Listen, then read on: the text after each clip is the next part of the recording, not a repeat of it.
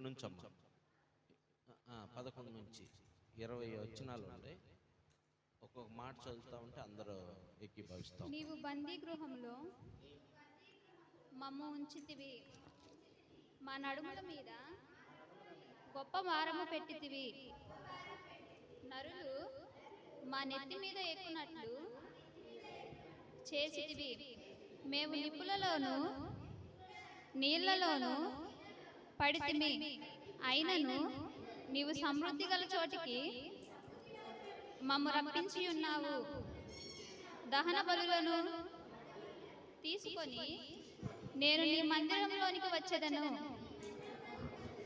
నాకు శ్రమ కలిగినప్పుడు నా పెదవులు పలికిన మొక్కుబడులను, నా నోరు వచించిన మొక్కుబడులను నేను నీకు చెల్లించేదను.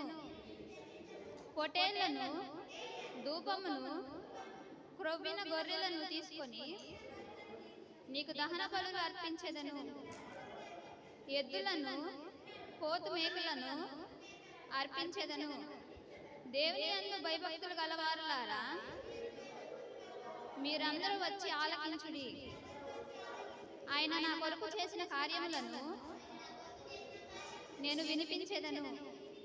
ఆయనకు నేను మొరపెట్టి తిని అప్పుడు నా నోట శ్రేష్టమైన కీర్తన ఉండెను.